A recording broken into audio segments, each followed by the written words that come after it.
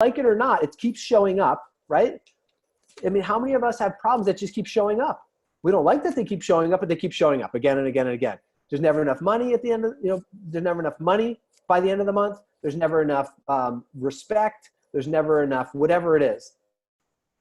Now, all of this information gets filtered back into our mind because energy always returns to a source of origination. Energy always returns to its source of origination.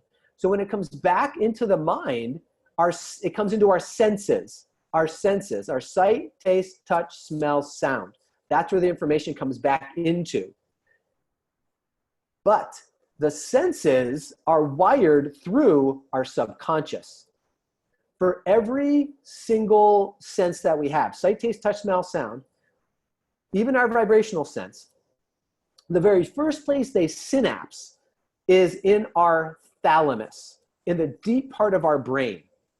So whether it's coming through our eyes, whether it's coming through our ears, wherever it's coming through, it synapses in the deepest part of our brain, which is called our thalamus. Now the thalamus and our limbic system and our hippocampus are kind of like the control center for our subconscious mind.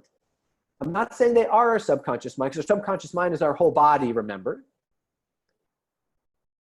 And actually, most of the universal mind, by the way, also is subconscious, if you think about it that way, because if we're not aware of it, it means it's subconscious. Anything that we're not aware of is subconscious. As soon as we're aware of it, it's conscious. But all the information that comes into our being here, if we want to think about it that way, all gets wired through our subconscious mind first into our thalamus.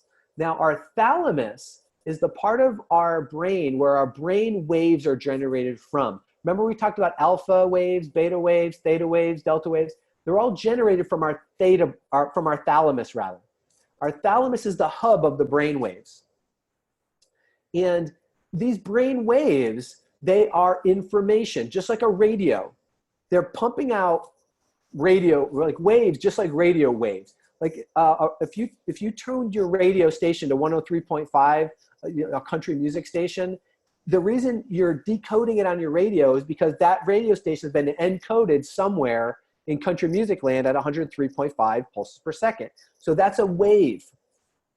Radio waves are like brain waves. So our brain waves also have vibrational frequencies associated with them.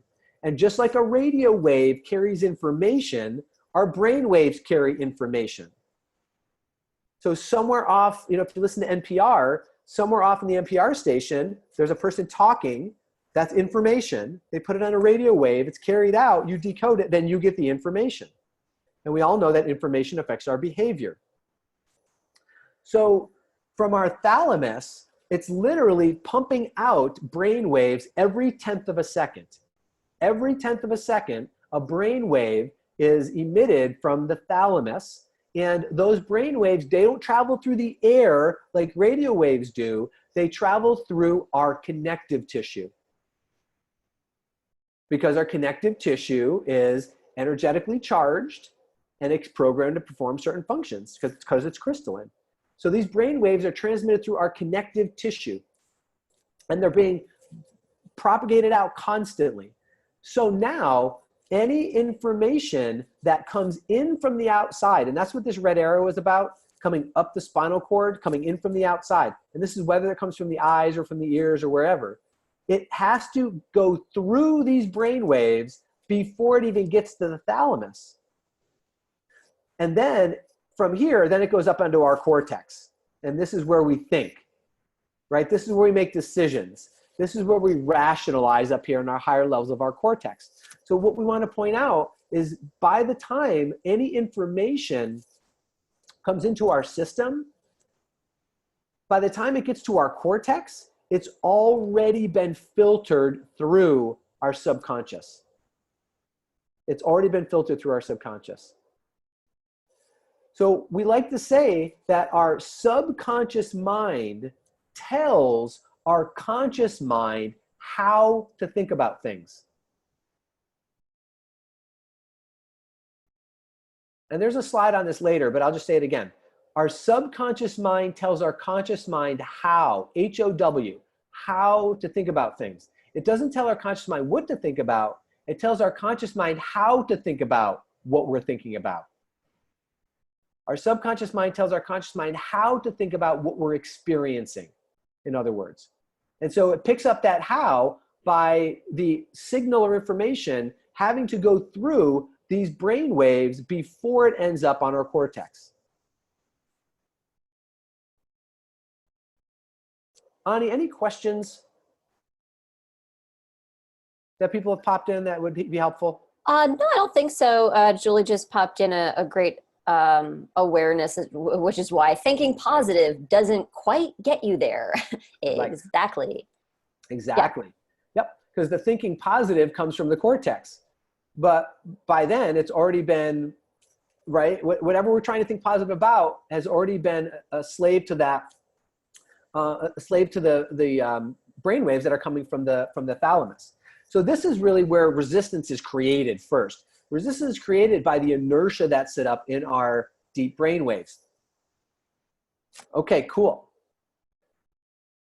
So when we start to understand this, gang, we have to understand this, is that this information that's coming up into our brain, our subconscious mind is going to do something with that information. And if it doesn't recognize it, it's going to try to file it. It's going to try to sort it into something that's known already. So our brain will take information and then it'll sort it into areas, into things that it has already categorized. I mean, think about it like this. If you have a file cabinet at home, and in the file cabinet you have files for bills and for kids stuff and for travel or whatever, you know, that whenever you get something in the mail and you put it in that file cabinet, you know, you put it someplace. So obviously you get a bill, you put it in the bill file. You get a kids thing, you put it in the kids file. But if you get something that it doesn't really belong in any of those files, you'll either do one or two things with it. You'll throw it away, or you'll just jam it in another file that's maybe close. You probably won't go create a whole new file folder just for that one thing. Well, your brain does the same basic thing. Your brain is going to organize and sort things based on its past experience. And